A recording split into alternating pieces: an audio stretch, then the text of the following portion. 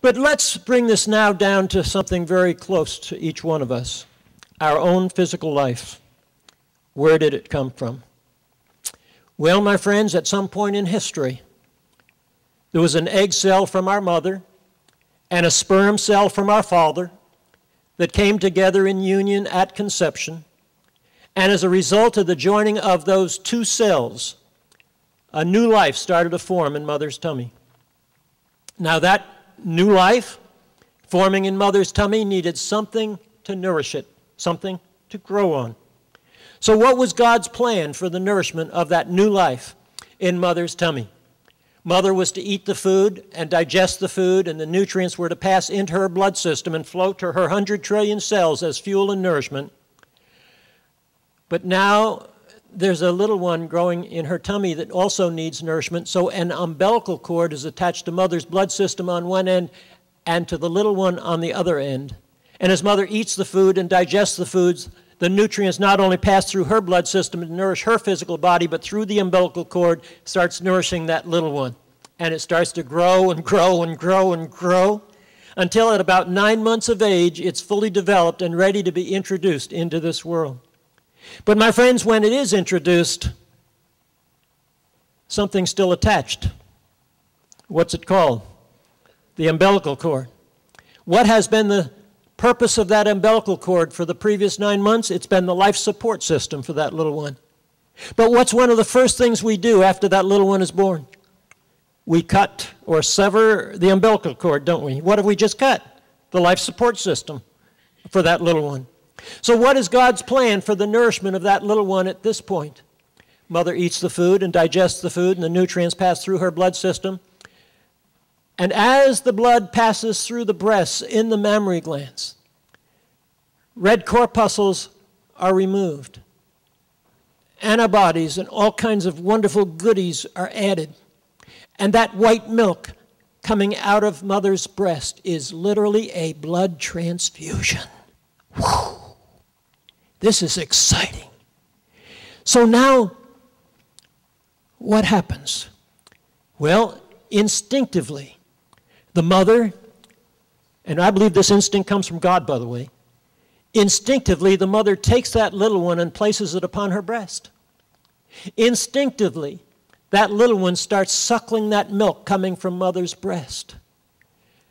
And my friends, that milk coming from mother's breast was God's plan for the nourishment of that little one for the next 12 to 18 months.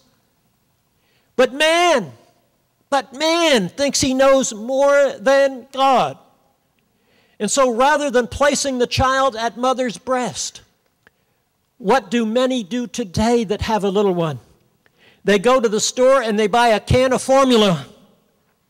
My friends, I challenge you to, next time you're in the store, to pick up a can of formula and try to read the ingredients.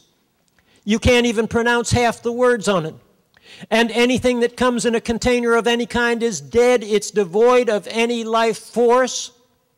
And yet that's a living, that child has a living organism comprised of living cells designed by God to be nourished with living food. And now we're putting dead food, a dead substitute, into that little child in the place of mother's breast milk.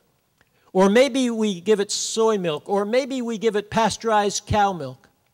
And what happens to that little one? That little child starts to react to the wrong fuel. Just like your automobile that you drove in here today, which was designed to run on a certain grade or octane of gasoline. My friends, you put a low-octane fuel or contaminated fuel in the gas tank of your car, and it will ping and knock. And my friends, when we start putting a low-octane fuel into the bodies of these little ones, that little body starts to ping and knock with things like colic and ear infections and throat infections and swollen glands and allergies and asthmas and diaper rashes. My friend, it's all pinging and knocking. It's all caused by the wrong fuel. And now what do? We've put the wrong fuel in ignorance. The child gets sick, and we take the child to the doctor because that's what we're programmed to do. We take the child to a doctor that has no training in nutrition, hardly at all. The average medical doctor graduating from medical school after 8 years has less than 2 hours of nutritional training. So the medical doctor does not tell the parent to get the child back on the breast. Rather, the medical doctor does what they've been trained to do, and that is, for every symptom there is a drug. And so now they start putting drugs into that little child. And my friends, every drug is liver toxic. Every drug is a poison. And oftentimes that drug will create a new symptom for which additional drugs are necessary. And we start that child almost from the get-go on a very bad downhill slope. And the pinging and knocking in that little child progressively gets louder as it goes through life.